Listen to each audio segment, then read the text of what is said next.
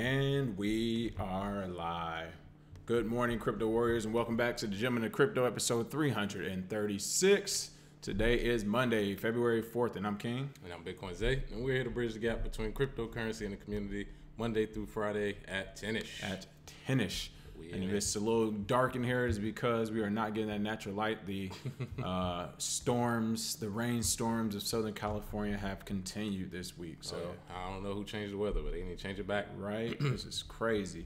Before we get started, for the free crypto coin last week, who won? Oh, yeah. So our free crypto coin winner from last week was QuadrigaCX. Oh, yeah. Congratulations to you. Achilles. Oh, yeah. Our question was about blockchain politics. We talked about the South Korean party that's using the blockchain within their party politics and how U.S. politics would adjust to blockchain. He said the Green Party would probably be the biggest one to use it. I think them, libertarians, they'll probably use some blockchain politics for transparency. So shout out to QuadrigaCX. That crypto coin's on the way. There we go. Thank you for that comment, Achilles. Oh, yeah. Get some shout outs going on. Shannon Allen, Bougie, hey, hey, hey. Oh, yeah. Dexter Hans Sr., Christopher D. Jones said, what's up? By the way, the Super Bowl is paying for the watch. Super Bowl is trash. Oh my goodness. This almost fell. This first time I almost fell asleep. It's funny though. I've talked to some people in LA. They're happy we actually didn't win because they're like they weren't basically at a financial level where they're ready to celebrate a Super Bowl win in Los Angeles for the next 2 or 3 weeks. So yeah, I was gonna say it's gonna be a party. Let's wait one more year. Let's get it next year. That way, everybody's in position. LeBron should have a good. Lakers in the round should be able to have a good shot at the championship next year too. So we're waiting. What's going on? Antonio from the UK said, "Morning, coming at you live from 21 Savage, hometown London. Hilarious." Oh yeah. What's going on, Ryan? Aaron Brooks, God TV, D. Shiren, Marcellus Love. Mm-hmm. Yeah. Oh, man. Antonio said, happy you guys didn't win because the Rams owner is trash. Hey, it happens. Everybody's owner is trash. Valdez Granville, greetings. Hello. Mm-hmm. All right. Let's jump into it. We didn't mention it, actually. So the stories we are covering today, I got to get used to doing it. One of us. Quadriga CX. We're going to go back around and talk about them. If you remember, they were under maintenance. Money may have been missing. Somebody's wife disappeared. Well, that story gets even more interesting now. Kraken is back in the news with a large purchase they bought, as well as Hamas. We identified that group last week as accepting crypto donations. It looked like some have already come in. Twitter CEO Jack Dorsey has made a bold prediction about Bitcoin and all of the major 2020 U.S. presidential candidates and their stance on crypto. Oh, yeah. Top story up as I switch the screen around again. Crypto exchange Quadriga CX is missing $145 million after now the alleged, or I guess it actually happened, death of the founder. Woo. If you remember last week, again, we covered this about a week ago, when Quadriga CX first popped up. They were under maintenance, but people were saying they didn't have the money. Then the banks supposedly froze a lot of money. Mm-hmm. Now, in what's becoming the norm in crypto news, it turns out that the founder Jerry Cotton is reportedly missing and may have actually died in December. What's going on with this story? Yeah, well, over the weekend, it became very clear that the team at Quadriga CX could not move any of the funds that the CEO had. So his death basically locked up $190 million worth of crypto. They're saying they can't move it out of cold storage, and they don't know whether some of it may be in hot wallets. But it is crazy that if you ran a company worth well over $100 million and you're the only person with the private keys, you got to have a backup somewhere. I mean, if you die, you literally just gave up $100-some million, which has got to be stressful for the employees who work there. And honestly, I don't know how if you work with him, you didn't get a backup, in place somewhere in a safe, bank storage, wherever. You got to keep some sort of backup. Unless you're planning on dying and joining Tupac. That's what I said. Gangster's Paradise. Exactly. Unless you got a crib in Cuba. AKA Cuba. I was just going to say AKA Cuba. And you wanted to exit scam the Machiavellian way. That is exactly what some people are saying, conspiracy theorists on Twitter, because there are people who are reporting that the Litecoin that was in these wallets has started being moved. So man. I'm sure this story will get more and more interesting, but it is kind of weird. He turned up dead and they just can't find the keys to an exchange that's worth over $100 million. Very hard to believe, because I know people with backups that have $190 worth of crypto. So pretty sure this is it's more to the story. And again, it looks like this exchange only has about $286,000 in cash, while it owes $198,435,000 to its users. So there's a lot of people holding the bag on this one. It looks like Ernst & Young has actually come on board as an independent third party to monitor the proceedings.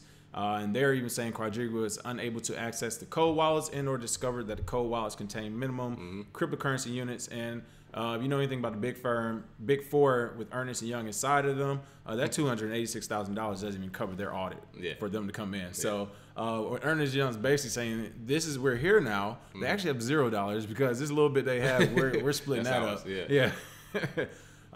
Again, as you said, it looks like this guy Kraken worked mostly from his computer at home, which is encrypted. No one claims to know the password, and now reportedly he was actually said he died last December. And he came up with they came up with a death certificate. Right. So I mean, it could be real, could be fabricated, could be. You know, he actually died, and somebody he knows is behind the scenes trying to, you know, take his crypto from up under him. Who knows, man? There's a lot of weird stuff going on. What I do know is whether he's died, alive, or whatever, someone knows where $198.4 million is at. All right, come on, man. That's not just, it just didn't disappear. All right, that much money doesn't disappear. Absolutely. Without a few more people going with it. We already got one or two, it looks like. So we'll see what happens. Oh yeah, and a great lesson here: if you have crypto, make sure you have a backup. At least one person in your family knows where that backup is. Put it in your will if you have to. You know, there's a lot of different ways to seal it. But yeah, you don't want to die and then all your money basically be gone because you didn't have a password backup. And again, we are still monitoring this story because if this guy does pop up, if he pops up, exit scam left. That's gonna be worse than Mt. Gox and Vinnick combined.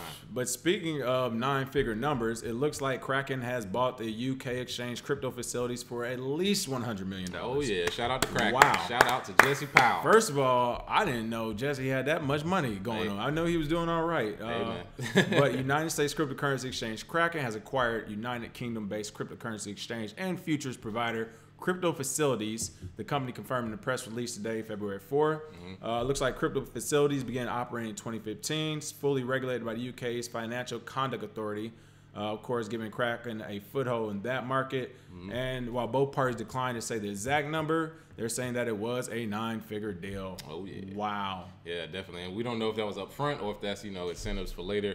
However, the company that they purchased has been absorbed into Kraken, so all 25 of their employees are at Kraken.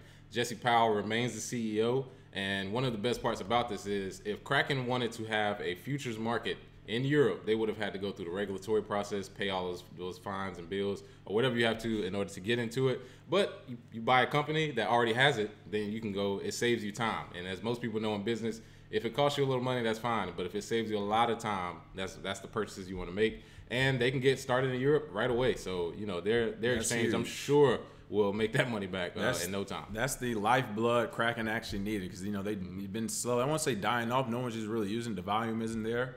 But again, they were one of the first people to have the margin trading available for users. You know, I know they were one of the first people to allow the euro as well as the U.S. pairings on there as well. So it's pretty interesting to see. I mean, it's one of those things where I'm not familiar with this exchange. Have you used this one? The crypto facilities have not. You know, and I mean, crypto facilities, they've been around, but it's UK based, Europe based. I don't really use those as much. But well, I'm just wondering. I hope they made a good buy. You know, oftentimes we've seen where they're buying the bag, but in this case, if Kraken's actually buying it, I'm sure it was a good buy since they're in the crypto space. They know, like you said, they know what to look for.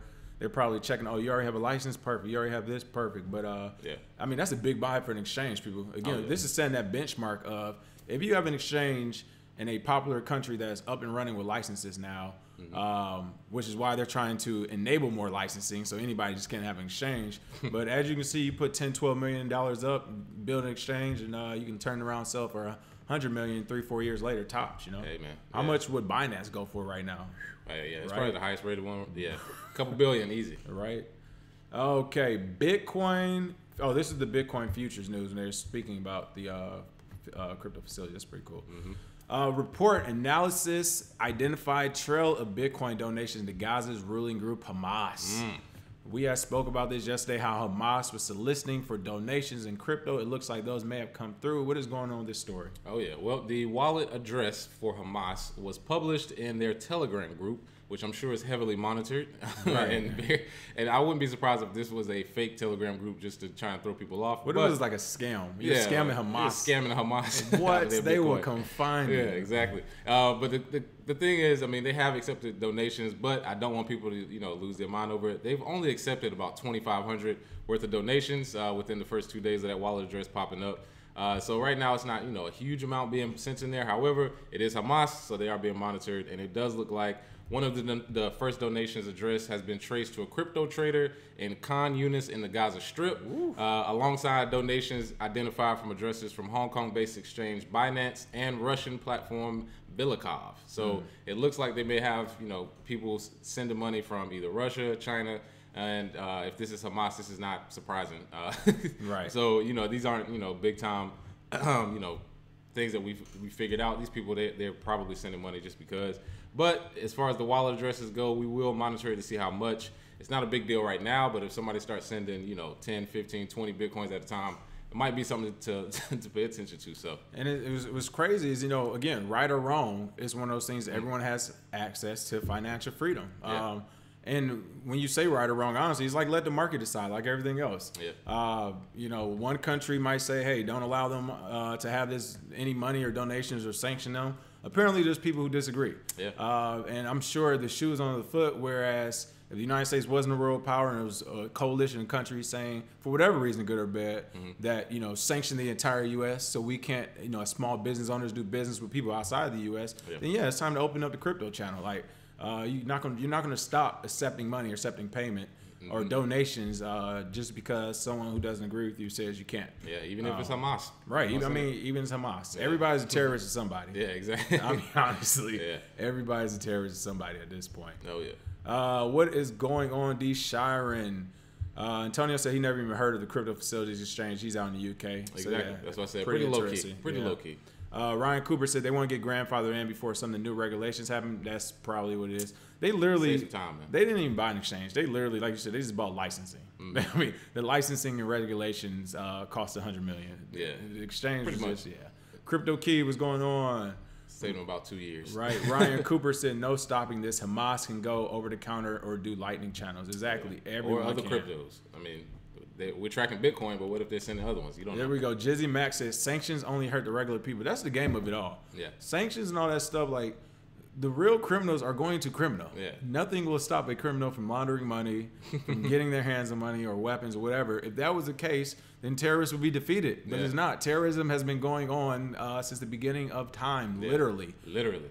Kevin Hodges, thanks for the tip. Appreciate it, Kevin. Thanks for the info and insights. Hey, we appreciate you all. Oh, yeah, absolutely. Christopher D. Jones said Hamas is gangster.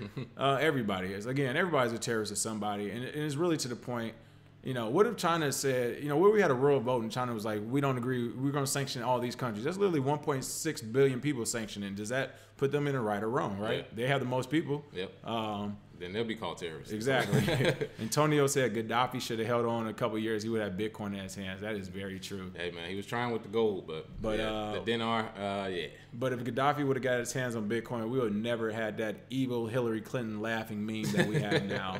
I mean, it's crazy. She literally laughed at the torture of someone. But hey, man. Go politicians. Everybody's a terrorist to somebody. Right. Twitter CEO Jack Dorsey has made a bold prediction about Bitcoin. What is Jack Dorsey talking about? Oh, yeah. Shout out to Jack Dorsey, the CEO of Twitter and Square Payments, also the popular Cash App that people use. He actually introduced Bitcoin to his company last year when they were worth $16 billion, and their company is now worth $29 billion. So that blockchain stimulus package we talked about definitely worked for his company. Well, while on the Joe Rogan show, very popular podcast, he actually stated that I believe the internet will have a native currency, and I don't know if it's Bitcoin. I think it will be Bitcoin, given all the tests it's been through and the principles behind it, how it was created. It was something that was born on the internet, was developed on the internet, and tested on the internet. It is of the internet. So he basically stated what most people who got into Bitcoin know already, that this is a currency that was created by people. It has nothing to do with banks, regulators, nothing to them. So on the internet, this is the currency that will rule long term. It's good that he's saying it because his voice is very important.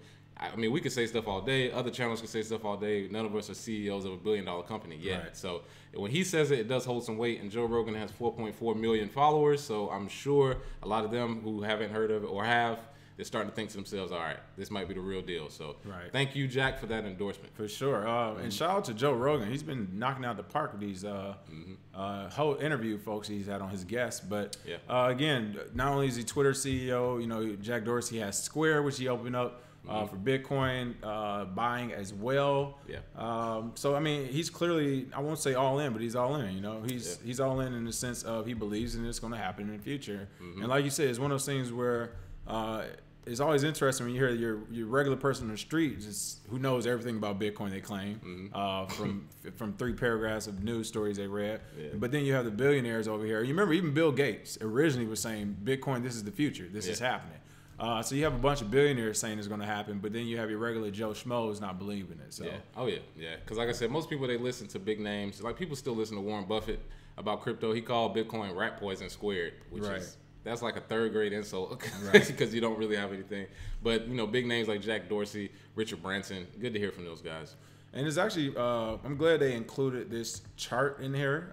As you can see, 2014. That little pump right there, folks, where's that little blip on the trend line here? That was a big pump at the time. Huge pump. What would it go from like 200 to 1,000 or something? 400 to 1,000. Over 1,000 in and about really, 7 days. But really, even before that, what was that? You know, it was down in the hundreds. So, it was down in the hundreds for about a month or two. You see how small that blip is. My point is, we feel this next blip right here that we saw in 2017 will eventually be the same thing as years progress. So it's one of the things where we're right back in this same area between 2016, as we said before, it was kind of flat line. And hey, we're expecting that next big pump. This is literally a market cycle right here. Yeah, this is an entire market cycle. You can literally see the market cycle right here. And you can see the first one from 2014, how small that is at this point. So it's pretty interesting to see as well. All right, and then this pretty big story that came out as well today, or excuse me, a couple of days ago. Here's what every major 2020 U.S. presidential candidate has said about Bitcoin. Bitcoin Zay, run us through this. What's going on? So, as you know, the 2020 election is starting to heat up. People are starting to announce their presidential candidacy, and it looks like some of these people have an opinion about crypto, some don't. So let's run through the Democratic candidates first.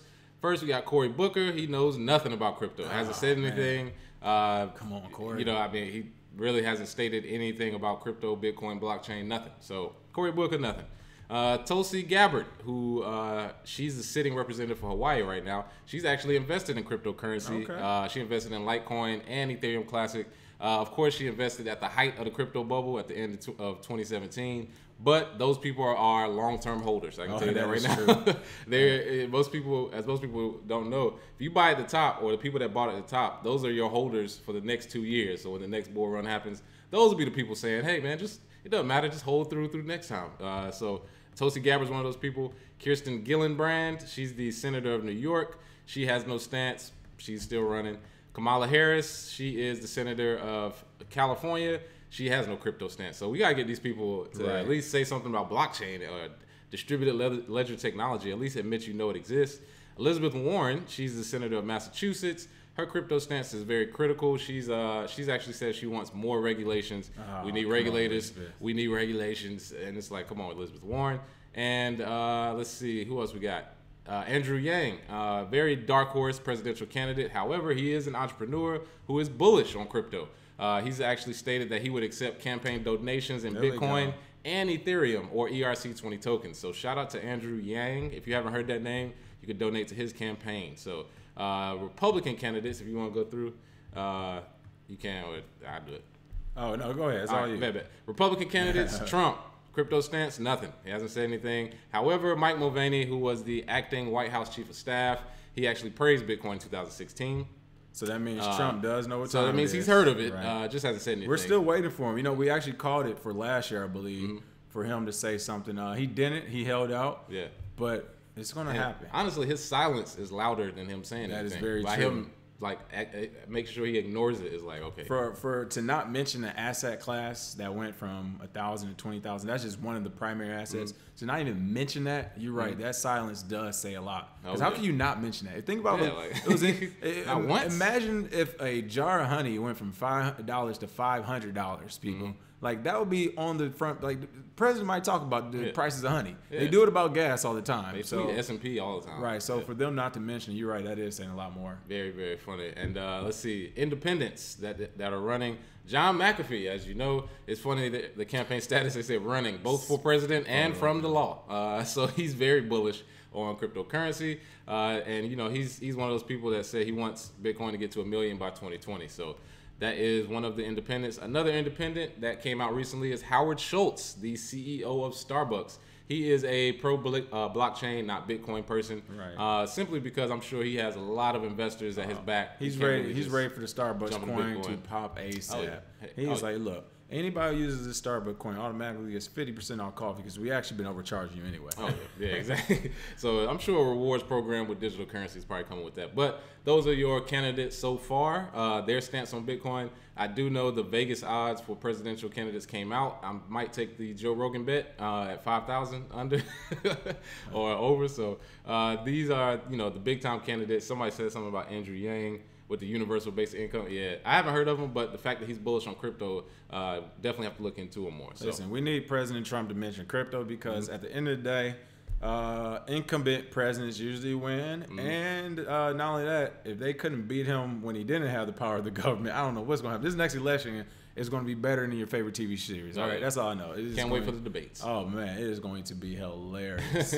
This man is about to go. That's if he wants to stay in office. Who knows? He might be like, look, I'm done. I'm gone. Yeah. Get these government contracts working for me. All right. For the free cryptic coin, what are we doing today? Oh, yeah. So for the free cryptic coin, as we discussed with these presidential candidates, which candidate would you support with crypto? If they accepted it, which one would you send it to? Why? What ideas do you have? This is coming up in a couple years, but you know, we can get started early. Put your cryptic coin address, and we'll send that free coin to the winner. All right. As always, thank you for watching. You know, you can listen to us as well on iTunes, Podcast, Google Play Music, Spotify, iHeartRadio, as well here on YouTube. Make sure you smash that like and share, people. We truly appreciate it. Until tomorrow, have a happy Monday. Have a good one. Cheers.